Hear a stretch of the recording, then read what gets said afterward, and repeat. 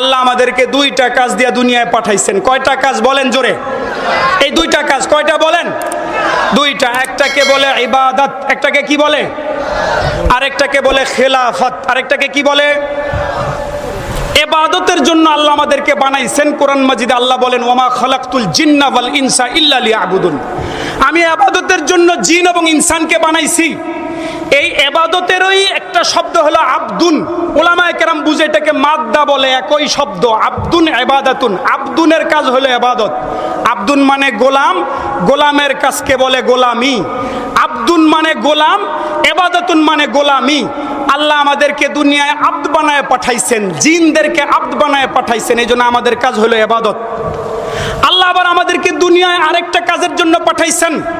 আল্লাহ তাআলা সূরা বাকারার শুরুতে বলেন, ওয়া ইয ক্বালা রাব্বুকা লিল মালাইকাতি ইন্নী জাইলুন ফিল আরদি খলিফা। স্মরণ করুন আপনার রব যখন বলেছিলেন আমি দুনিয়াতে খলিফা পাঠাইতে চাই। এই যে খলিফা, আব্দের কাজ যেমন ইবাদত, খলিফার কাজ হলো খেলাফত। খলিফার কাজ কি বলেন? আব্দুন আর ইবাদতুনের মাদ্দা যেমন এক, আইন বা দাল, খলিফা এবং খেলাফতের মাদ্দা বা মূল উৎস এক, খ লাম ফা। আব্দুন ইবাদাতুন, ইবাদত যেটা এটা ফরজে আইন, সবার করতে হয়। আর খেলাফতটা ফরজে কেফায়া, সবাই মিলে একজনকে দিয়ে খলিফা বানাবে। খলিফা মানে কি? খেলাফত মানে কি?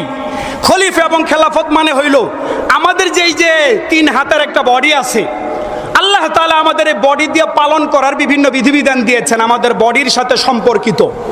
মোটা দাগে এগুলোকেই ইবাদত বলা হয়। কিন্তু আবার ইসলামে পেশাবের তরিকা আছে, ঢিলা কুলুকের তরিকা আছে। হেদায়ের ভিতরে পরপর উলামায়ে কেরাম আপনারা পড়লে পাবেন।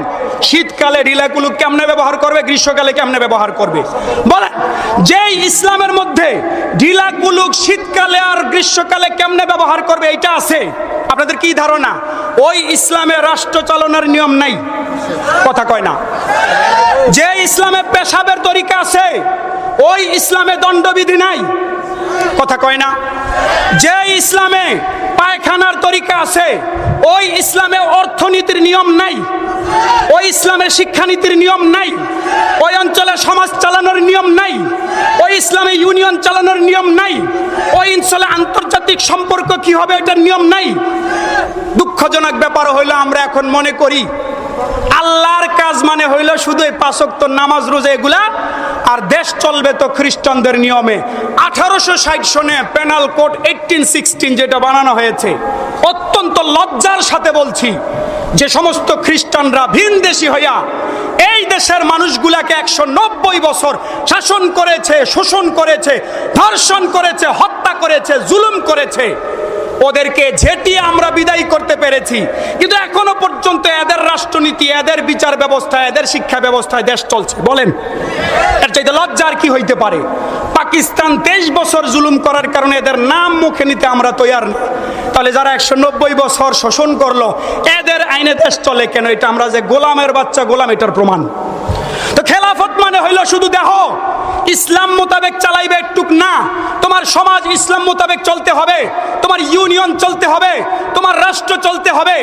এই জিনিসগুলা সেম জরুরি।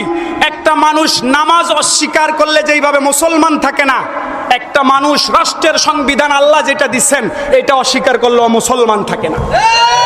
এই 2 কাজের জন্য আল্লাহ আমাদেরকে দুনিয়ায় পাঠাইছেন, ইবাদত, খেলাফত। কি বলেন? ইবাদত। আল্লাহ তাআলা আমাদের সবাইকে বুঝার তৌফিক দান করে।